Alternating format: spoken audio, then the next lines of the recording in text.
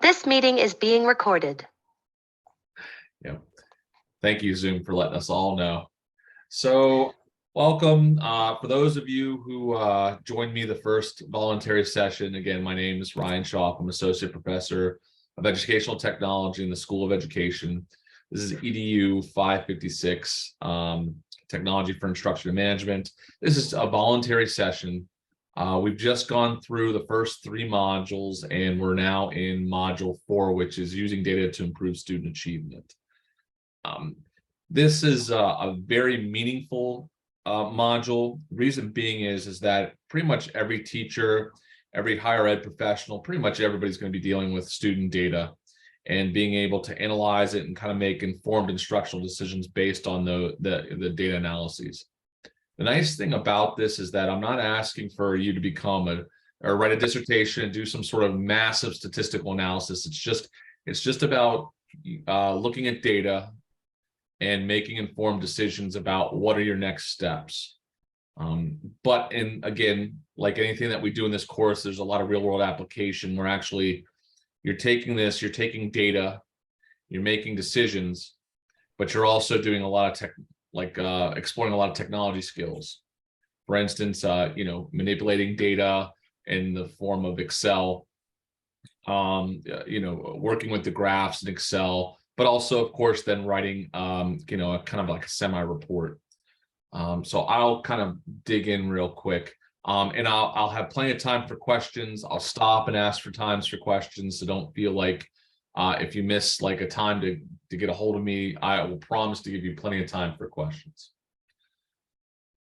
So I'm in Brightspace, and I've gone to module 4, okay, using data to improve student achievement. And like any of the modules, it starts off with a module plan, with a presentation, with the readings. Sometimes the readings are links, sometimes they're PDFs. I try to always check and verify that these links and these resources work, but just sometimes like a link might die or it just might get moved, and what happens is you end up getting broken links. So if you ever see anything like that, especially in the next module that's coming up, the next module 5 and 6, if you see any of that, just let me know. I'll find it or give you some sort of alternative. I've tried to use as many resources as possible that are online, but sometimes it gets really hard because the internet sometimes is volatile when it comes to the sources of information we find. But you should be able to find all the readings here that kind of prime you and prepare you for the assessment. Now, many people actually did the practice grade book. It really kind of looks at Excel, and there's a tutorial video that kind of walks you step by step. I'd like to again apologize about the Maryland State Department of Education, their curriculum page. You probably saw a couple of the announcements I made. In November, December, they changed their website completely. Like it used to be, wow, this is really easy. I can literally go and make 2 clicks, and I can be within the curriculum guides for Maryland. I can see all, social studies, science, English language arts, math. I can go into any content area and see the standards. When they changed it, they made everything a lot more difficult to find and hunt down and access. Like any of the projects in here, I try to customize things and allow you to, find alternative routes. Again, if you're in a school county that has their own curriculum guides, you are more than welcome to ever use your curriculum guides. You can use them as much as you want instead of the Maryland State ones. You're also welcome if you're in a private school or archdiocese or anything like that. I know that they have their own standard sets. You're more than welcome to use their standards as well. I'm not saying that you have to use this one. I'm providing it to you because it's easy and it's typically free of access, and it used to be really easy to find. So now they've made it more difficult. So, and it really, for this activity, it really is about just putting data, it's putting text-based information into a cell. That's all it really is. It's about the technical skill of doing it. So just to kind of clarify that. So I was able to send out a few links and try to amend some of my resources in Brightspace. But in the future, you're more than welcome to use whatever sources of curriculum guides you want. since Maryland State's kind of like just different now. We have to kind of get used to it again. So the practice grade book, everybody, I looked at them, I peered at them real quick. I graded most of them, I think, yesterday, and everything looked fine.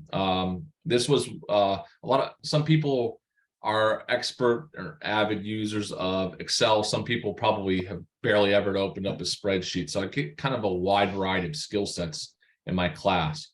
This practice grade book is really just to kind of align to exactly what is expected of the assignment. In fact, once you start the actual assignment, you'll discover that the practice grade book was kind of just a starting off point to prepare you for the main assignment. You'll see that there's a lot of commonalities with this assignment.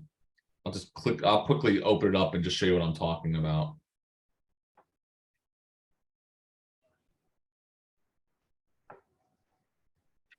Here we are. That's not going to look good. Let's make this a little bit bigger. So as you can see, this is the new link, and I was able to get this to work. But in the standard, I'm just asking you literally double click in here and just find a standard that's online and just put it in here. Same thing for goal and objective 1 and goal objective 2. It's just basically entering information there, which is, of course, a technical skill you have to do in Excel. So the students, instead of putting their names down, I just put 1 through 10, pretty, just so this way I their names weren't really important at the time. But I also then gave you some assessment information here to kind of mess with. These are student scores. And if you watch the instructional video, it showed you how to find all the averages for all of these. Let's see, auto sum average. Just wanted to show you how to find the scores and how to average these out.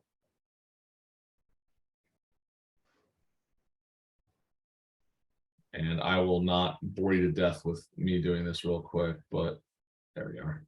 And of course, all of you were successful in doing that. And you'll notice that it also has a graph. It's actually graphing. So this is actually connected to the first tab, and it's actually graphing this material as you go. There's also other tabs in here on attendance data, on homework data.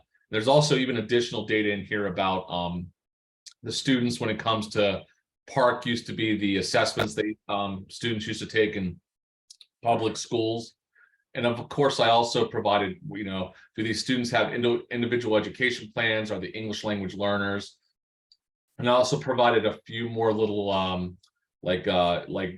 some analytical information here just about their performance levels, how everybody's doing. This is really just meant for you to kind of get like a bird's eye view. So this way you can then perform your data analysis. Okay. So I'm going to close out. This is the practice one. And the way that you can tell that this file is the practice one, you're only dealing with 10 students. We all know that if you have a class, you don't have a class of 10 students. You wish you had a class of 10 students.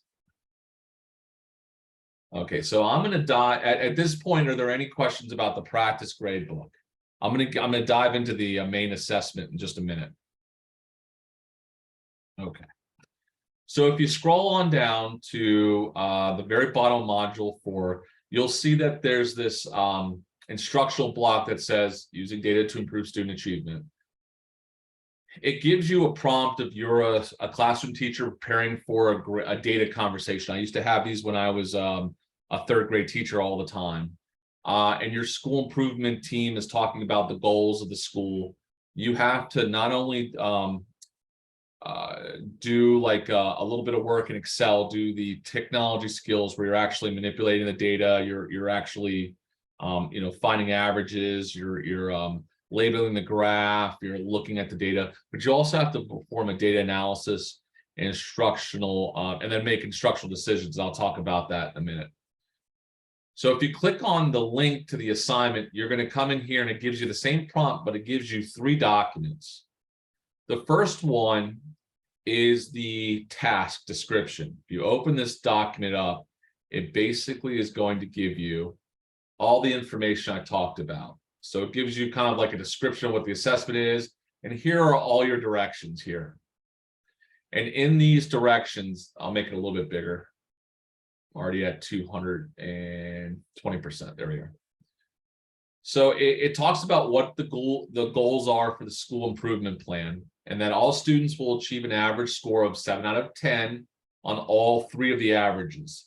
And I'll show you how different it is, because if you remember back to the grade book, you only had to look at 2 goals. Now you look at 3. And it's also different because instead of 10 students, you're going to look at 25 students. That's really all the difference is. It's I basically just made this one a little bit more students and a little bit more of a goal, one more goal. I also gave you goals for homework completion and also student attendance ratings. So part B is demonstration of proficiency. That's really all about, see, there's one of my bad links I have to fix.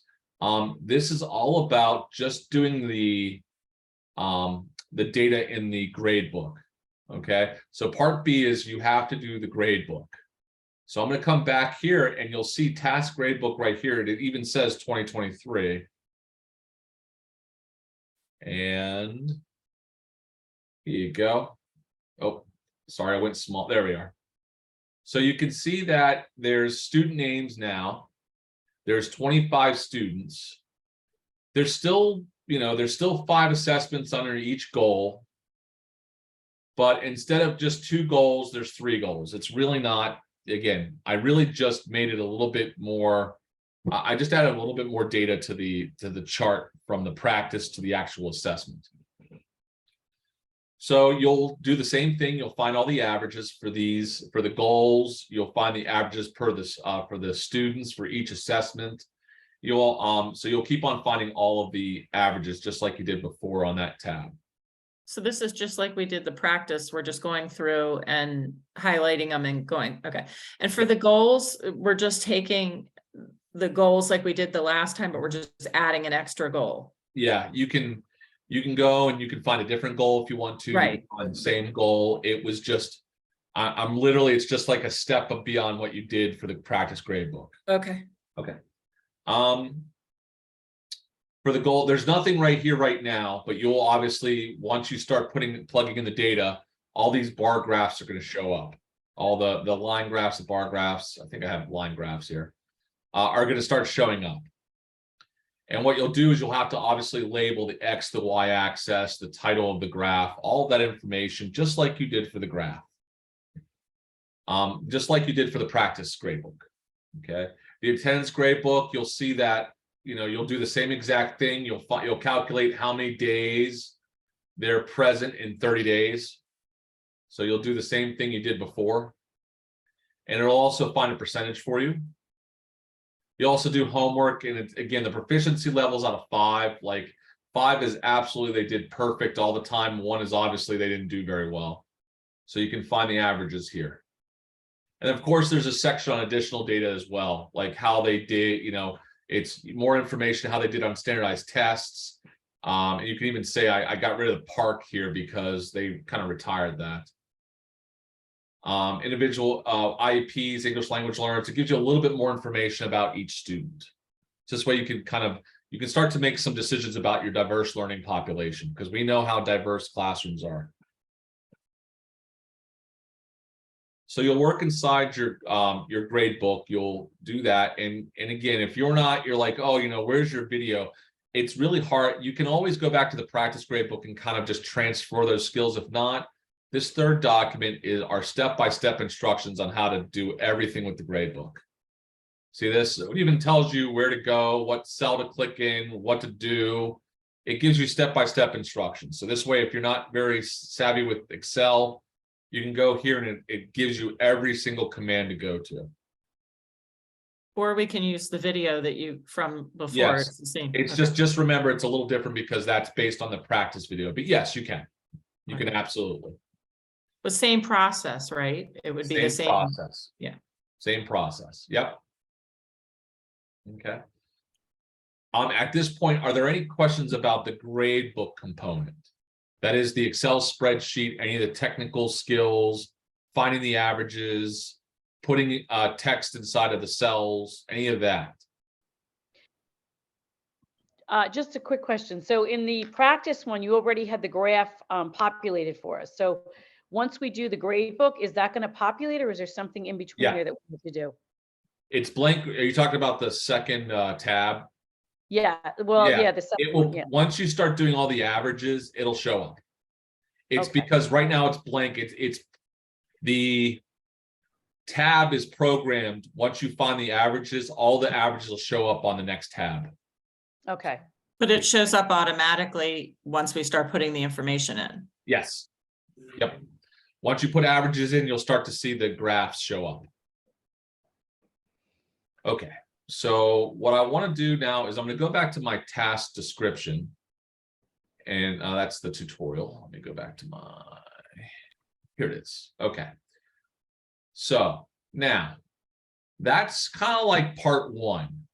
Okay. Part two involves doing a data analysis and making instructional decisions. So in a Word document, some people take this and they make a copy in this and they delete all the first part of this and they'll just use it as an outline, or they just open up a new Microsoft Word document and just kind of answer the questions here. What you're going to do is address the like part C down here. And also, yeah, it's basically, I think I made it all just part C. And let me come back up here and talk about what it is. So in a narrative supported by data, describe how well your class met the 3 school improvement plan school goals. So you're really looking at part C here. And this is where you're going to open up like a separate Microsoft Word document, or again, use this almost, what I used to do is actually take this and I used to copy and paste this into a new Word document and just, I used to answer right underneath the prompts. It made life easier that way. And what you're going to do is you're going to write down the responses. So in a narrative supported by data, again, you're going to write a narrative, describe how well your class met the 3 goals. Did all students achieve an average of 7 out of 10 on the goals 1, 2, and 3? You look back at your graph and you kind of do an analysis. And of course, you know, remember, you're doing this in a group of colleagues, of peers, but also of your bosses. So you're actually with your principals, assistant principals. You know, if you're in higher education, this would be, you would be looking at, you know, it would be your dean or your chair or whatever. Whatever the dynamic is, you're talking to your bosses. So you really want to come guns blazing with your data. So this way you're supporting whatever you're saying. So you're basically going to start off by saying, you know, this is what I found when it comes to the goals. Did my students meet the goals? How many students met the goals? Did they all meet the goals? You really kind of want to support that with data. So you, again, simple quantifiable information. You don't have to, again, you don't have to sit here and do some sort of massive statistical analysis. Just use very simple math, fractions, percentages, whatever, just to support what you're finding. So that's the first part. Then you kind of dig in a little bit more and use some of the other data that you found. While focusing on the assessment results from the grade book, write a detailed description of what the next steps or interventions would implement to improve. So maybe you see that your students, they didn't do well in their homework completion. What type of intervention could you put in place, or what interventions could you put in place to remedy that situation? How can you fix that? And in the instructional video, I'll give you some ideas of ways to kind of, here are some strategies in which you can kind of address low homework completion or low attendance ratings or bad math scores, just ideas in which you can kind of address these types of interventions, what I'm talking about. So you're going to kind of include at least 3 appropriate instructional practices. How are you going to fix or solve the problem that you're identifying? So that's part A. Part B, select at least 3 students that perform poorly during instruction and consult the additional data. So let's say, for instance, you pick the first, here, let me go back to my grade book real quick. And I'm just going to pick some names. Let's say Darren, Fez, and Gomez did badly. Okay. Again, I'm not looking at the numbers. What you're going to do is you're going to go and say, okay, so they did poorly on the assessments. I'm going to take a look at how they did in their homework and their attendance and what additional data do they have anything? Do they have IEPs? Are they English language learners?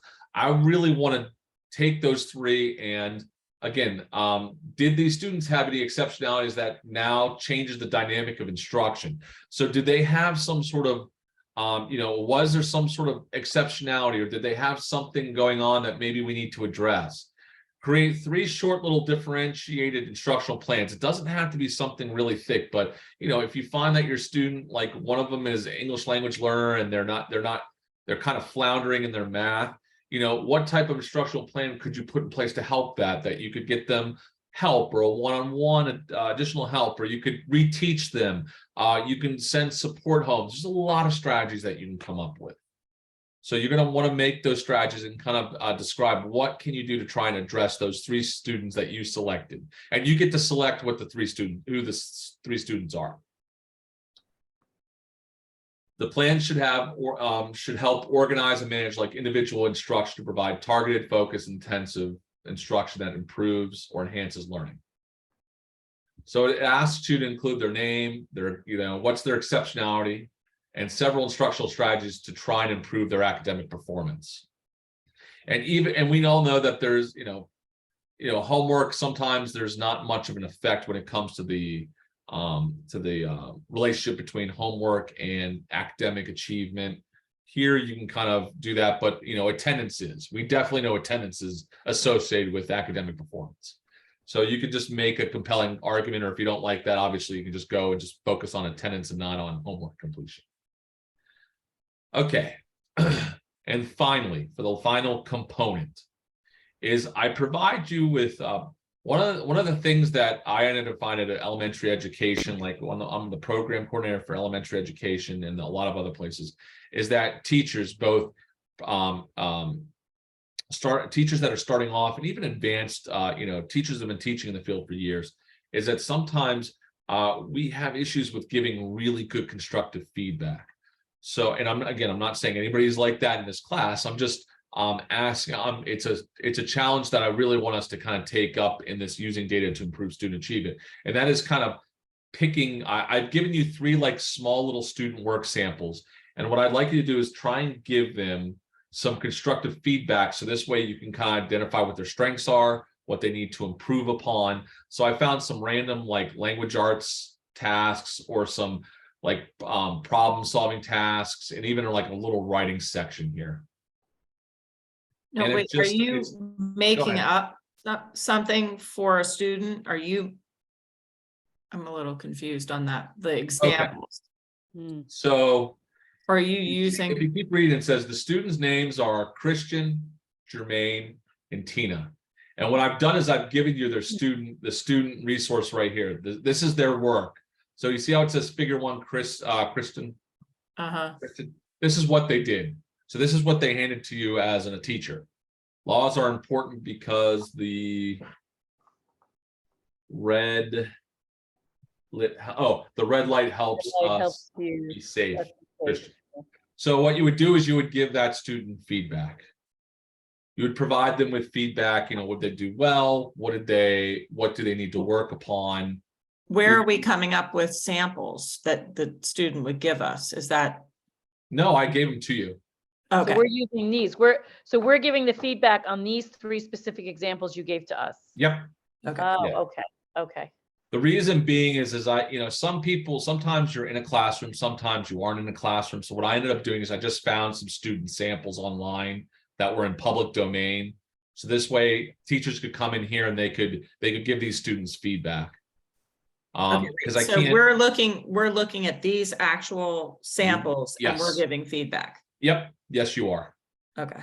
The reason being is you have to be careful with student privacy. Right. You know, you can't really share them with me or the class.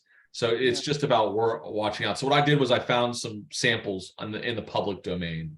Okay. So what you'll do is you'll end up completing, and again, it doesn't have to be something super long, just a few sentences of the feedback that you would give to these students if you were grading their work. Now, these are the students, are you made them like the samples that are in our grade book? No, these are just isolated. These are separate. Isolate. Okay. Yeah. Reason being is some people are going to pick English language arts in their grade book. Some people are going to pick math. I just picked English, writing, and math. So I just picked a bunch of different. In fact, actually, that first prompt, what about laws, would probably be considered health and language arts. So I just picked 3 samples that aren't tied to any student, that are in the public domain, and that you would be able to write about freely. So you could probably, and again, I even tried to provide enough information to where you kind of understood the context of the assignment, to where you could obviously give them feedback. So, and then that's it. So what you would do is to submit this on the 26th, you would give me a copy of your grade book that you worked on and a Word document with all the outline and these student resources, these students, all your feedback for the student resources. You would submit it to Anthology and then send it to me for assessment. You don't have to submit this to Brightspace, but this is one of the big Anthology ones. So it has to go into Anthology. It's really easy to find here. I'll even show you. All right, before I go into Anthology, are there any questions on this part here? Well, yeah, so do you have, these are small, so I'm trying to see. So are each of these graded in some capacity, the samples that you have in there? No. No, okay. So we're just No. looking at it. We're actually thinking if we were giving them a grade and we would give them the input or. And I'm not being critical of the advice that you get. I'm being critical on how you frame it, as in, and let me explain that a little bit more. I'm focusing on that you're providing them good, constructive feedback that is actionable, not that they just did a good job or they did badly on this. It's so a lot of times when we give feedback, it's just not targeted enough to where it's not focused on students doing better the next time. Because remember, this assignment's about using data to improve student achievement. So it's about targeting the feedback to help them to improve their writing or their math skills or whatever skill in the future. This is tied to, for my students that are becoming teachers for the first time, this is aligned to the new EdTPA protocols where they really focus on targeted feedback. And for the advanced certifications, this is similar. I'm not going to say it's on the same level as, but this is kind of like what national board teachers would end up doing when it comes to how you provide feedback, what's the structure, how do you make it constructive, how do you make it targeted. So it helps with those skills.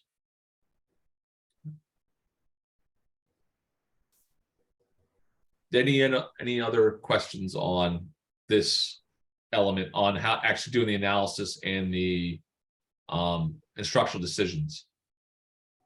Yeah, Are the one quick- instructionals, I'm sorry, are the instructional, the constructive criticism, does that all go in the same first Word document you were talking about?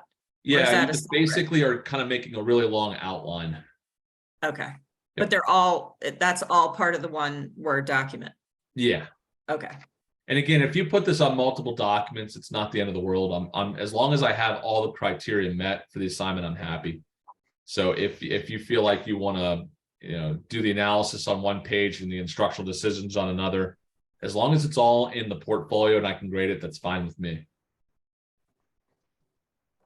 Yes. Yeah. Oh, just a quick question on section B, where we're writing the short differentiated plans for Yeah. the students. I mean, can you give us a sense of how long those would be? Are we talking like a paragraph or so for each plan, or? Yeah, probably no more than 3 to 4. It's what I'm looking for is that you're taking a student, you're seeing what their exceptionality is, and you're kind of making some decisions on how to best address the student. How, what can you do to kind of help them improve in whatever the subject or whatever the content area you're exploring. Because a lot of times we'll do instruction and we'll just do a one-size-fits-all type of instruction. And again, I'm not trying to make a broad general statement, but we're trying to get away from that and kind of customize learning for each student. So that's really what it's trying to look for.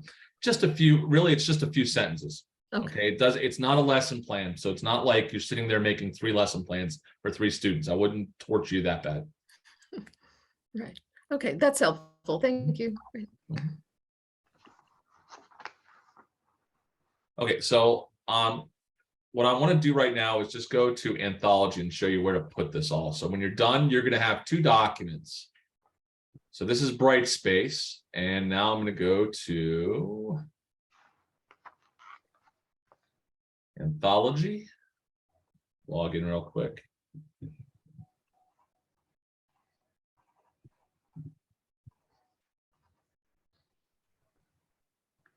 So you have the 2 documents ready. You're ready to submit it to me. This is, you would go to NDMU, you would go to general coursework. I'm going to get there a different way because I'm a administrator. Okay, here we go. So now we're getting, so you would scroll down to EDU 556, just like you did for the online discussion, just like you did for the digital citizenship assignment. You would scroll down to 556, and here it is right here, using data to improve student achievement. You would click on it, and you would upload your 2 documents here. So you put your Excel spreadsheet in here and your Word document in here. When you're done, you would submit it to me, and then I get to work and assess it.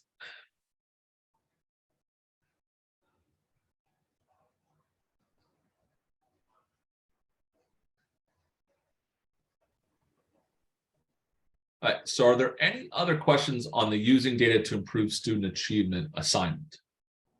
Try to outline and structure it to where, once you really get into the directions, I know it's a lot of components here and there, but it really is taking you through what you would end up doing if you were in a class, as a classroom teacher, you would have data conversations. I did it like my first 5 years of teaching, making decisions about individual students, talking about them, coming up with plans and strategies, how to address each student if they're having some sort of weakness.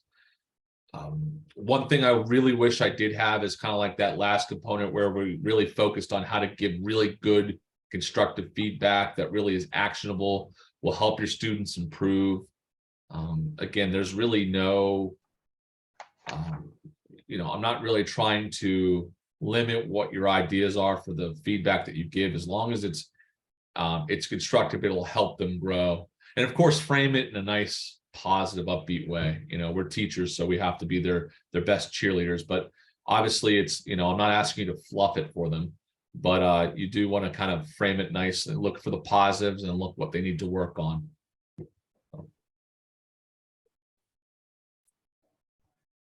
Okay. On that note, since you all are being such awesome, and are there any other questions? I promised I was going to ask a bunch of times. Okay, what I'm going to do is I'm going to give you a quick little preview of what's to come.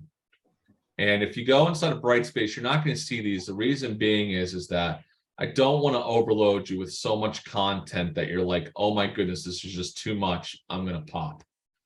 So if I go to content, you'll see that everything ends kind of like on number 4. What comes next is I'm going to release next week, early next week, module 5 and module 6. You're like, oh my goodness, he's giving us 2 modules at once. What is he doing to us? It's a lot like module 2 and 3 for like before, where I gave you modules 2 and 3, and module 2 had no assignments or activities to do with it. It was just about, here's some really helpful hints that'll help you for the future modules. So in module 5, it's really about, here are digital tools. So I'm going to really ask you to look at the book, the Gonzalez book that's about all the tech tools for teachers, the one that has like hundreds and hundreds of cool tools in there. So I'm going to ask you to look at those. I'm going to show you some of the tools that I really like to use. So this is basically this doesn't have an assignment due with it. It doesn't have an activity-based thing. You don't have to turn anything in for this module, but it's really going to help you for module 6. Okay. Module 6 is integrating technology into modern day teaching, learning, and assessment. This is really now that we've kind of have a taste of everything when it comes to the technology skills, we've explored a lot of things. We've looked at a lot of the ISTE standards. Now we start to talk about, here's how we can actually integrate technology into a classroom. So using up to here, you're going to take a look at, there's a web plan here that's going to walk you through all the steps. There is a video that's going to walk you through all the things. It's going to start all the theory. Here are the popular theories about integrating technology into the classroom. And I promise I don't overdo it. You're not going to be sitting there for 3 hours. I could do that, but I'm not going to do that. I tried to make my own videos and try and focus it on the specific theories that I really think will benefit you the most. And that will really get to modern day teaching, learning, and assessment. And again, if you don't like that nasty voice of mine, I'm sorry. You can always look at the transcript. Okay, I don't take it personally. Some people have a lovely voice. I do not. There's also a lot of readings that are going on in here too. So like SURE model, what is a rubric, the types of assessments that exist out there. UDL, which is the Universal Design for Learning. I'm sure a lot of the teachers in classrooms now have heard of this, but in this way, it's actually helping you to kind of come up with ideas on how to support a diverse learning population. Again, the instructional videos kind of encapsulate a lot of different ideas, and it'll walk you through these different like little chapters. So if you've never heard of the Universal Design for Learning guidelines, they're extremely helpful for designing and assessing today's students. And it's not about like a one strategy will help every single student. It's about trying multiple strategies to help as many students as possible. And once you start to look at the resources and stuff like that, it almost becomes like almost like Alice in Wonderland. You're kind of really like falling down the rabbit hole. There's a lot of really good content in there that'll really help you when it comes to lesson planning.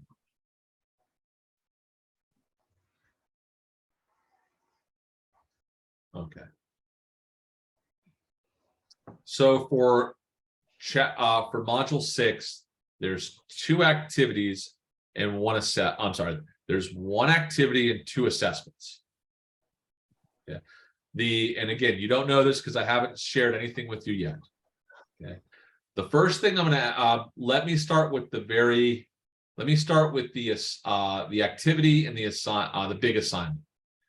So I'm actually going to ask you to plan out a lesson plan. So you can pick whatever subject area you want. You can pick whatever grade level you want. You get to choose, not me. But from here, you're going to pick like what academic standards you're going to address, what technology standards you're going to address. So I have templates prepared to help you through this process. So what you're going to first do is kind of decide like, what do I want to teach? What subject, what area? You're going to first start with this TELC proposal, which is a template. So if you click on it and download it, this is what you're going to open up and this is what you're going to see. So you're going to have this lesson plan proposal. Now this proposal is worth points, but honestly, once you complete it, you get full credit for it. This is about you and I collaborating and talking about like, what are you planning? What are your ideas? It's about us kind of having a dialogue where I can help and guide you and give you suggestions for integrating technology into your classroom. You're going to start first by kind of giving me a big picture of who your learners are. I ask you to do what's called analyzing your learners. You know, how many students do you have? What's the number of males to females? What's the age ranges? Because sometimes you have classrooms with multiple ages in it. What are mental, social, physical, social notes about disabilities, learning differences, cultural, ethnic notes, anything that you really can kind of tell me about the students that you're teaching. And the nice thing is about this is if I don't listen, if you're a teacher, you have a classroom, you can kind of do your own statistics and that's fine. If you're not a classroom teacher, guess what? You can wing it and make it up. I won't know. So this is about analyzing the learners. It's about I have data. I know what my students I know who my students are. Here's my proof. These are going to kind of help me make decisions down further. Okay. You're going to state a learning objective that you're going to have your students do. And I talk about how to write a good, strong learning objective that's aligned to the content standards, aligned to the technology standards. You're gonna like, what are you talking about? You have to kind of go through the module. I'm just kind of giving you a quick highlight reel of this. Okay. So what you're going to do is you're going to tell me what methods and media material, you're going to tell me what you're going to use in this assignment, both the real world tools and the digital tools that you might use. You're going to tell me how you're going to use the tools. You're going to tell me what your students are going to do and how they're going to show and demonstrate the new knowledge that they learn in your class. And finally, you're going to evaluate how they did as a learner, how your students did. What assessment are you going to use? Are you going to use an exit ticket? Or are you going to use some sort of cool technology tool? Or are you going to use some sort of resource? So this is the very first step. This is a proposal. But if you kind of sit there and brainstorm and come up with a bunch of ideas, you've almost done 80, I'd say about 80% of your lesson plan is already done. Now, I also ask you to go and find some cool digital tools to maybe consider using with your students. So what I ask you to do is I also do what's called a search log, and that is that you're looking for tools to use with your students. Rubric, I wish here. So I ask you to tell me like a name of a website that you used, a URL address to the actual website. Now, if you decide to do a tool like Kahoot or YouTube or something like that, you're more than welcome to just write Kahoot. You don't have to put anything about a search engine that you used because you didn't use one, you just knew about it. You see where it says website evaluation notes? It's becoming really important for teachers to critically analyze the tools that they use in classrooms. I've seen a lot of times where teachers will trust something and it ends up coming back to bite them because it may have had sensitive information in it. It may have been out of date. It may not have worked the way they wanted it to because they didn't preview it. So it asks you here to kind of do an evaluation of whatever the tool or the website is that you're using. Now, I ask you to find 4 websites to consider using as a teacher resource. Teachers will use it during the lesson, as a students might use it during the lesson, or a student resource that they may consider using. And then just a brief little description of how you plan to maybe use it. Now, the search log, nothing set in stone. You can find a tool and decide not to put in your lesson plan. There's no penalty with that. This is about you just going through a process of evaluating tools out there and considering maybe using them. And then after you're done with the search log and after you're done with the proposal, I'm going to give you feedback on the proposal. I'm going to say, hey, this part sounds fantastic, or maybe you consider this. I'm actually going to give you that constructive feedback that I was really mentioning a lot about. I'm going to give you some feedback so this way it can kind of help you prepare for the final lesson plan.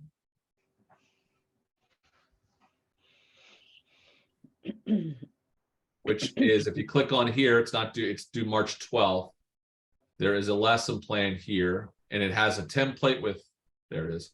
And it walks you through everything. I even give you prompts and questions about like how to fill things out. Talking about, what are some ways of differentiating learning for students? Here's the directions that even help you how to come up with a learning objective. Now, I will say this, some of these academic standards, the stuff's really old. In fact, you know what? Before I release that, let me go fix this template. For the learning objective, do you want that to look like an I can statement, or that students will be able to? What are you? I know a lot of counties and a lot of schools kind of decide this is the style I want. If you do a student will be able to, that's fine with me. If you do something that's along the lines of that, that's fine with me. I'm very, very flexible. But I will say this is that your learning objective has to kind of have this ABCD. Now that is as old as time. All right, I shouldn't say that. That was, I could tell you the actual curriculum guru that came up with that in the 1940s, that it's still considered to be excellent practice nowadays. It's Ralph Tyler. He's the one who kind of came up with, here's how to do a proper lesson objective. And if you need a little bit more advice, again, the module's going to help you with all these components. Okay. So, fixed template for the tilt. Okay. And then it's just basically very much, it's organized the same way the proposal is. Here's the instructional activities. This is kind of lesson plans from point A to point Z, walking you through what your students are doing and what you're doing at the same time. An evaluation, how are you going to evaluate how your students did, how they grasped the learning objective for that time. Now, remember, this is not a unit plan, so don't plan for 2, 3, 4 days of instruction. Just focus on one instructional period. So it could be, if you're an elementary teacher, it could be 60 minutes. If you're a high school teacher, it might be 60, 75, 90 minutes. I don't know. It's really up to you. But don't do multiple lessons. There is a place here, if you want to say what's going to happen next, you're more than welcome to tell me what's going to come next. Or if you want to, you can even tell me in the lesson plan what came beforehand. If you really want me to be kind of like in the know, actually know what's happening, that's fine.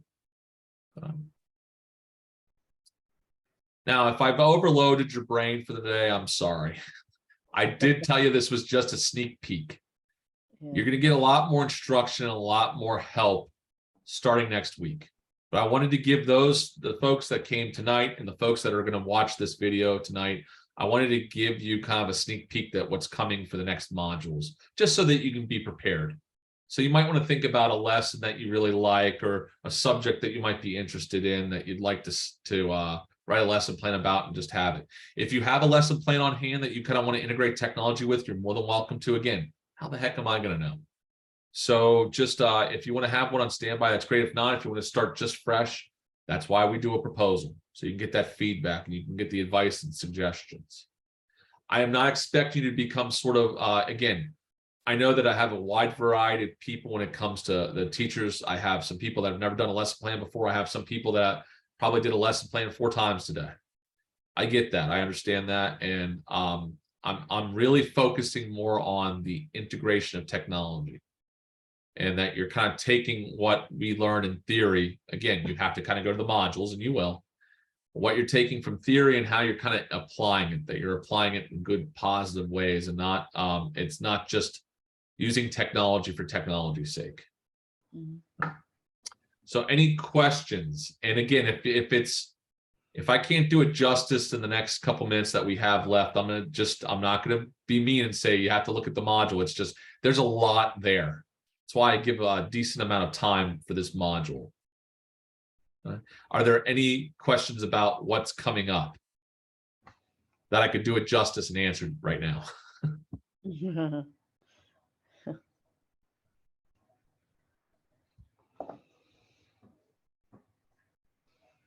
Okay. On that note, then I'm going to give you some of your time back, and let me go ahead and stop recording.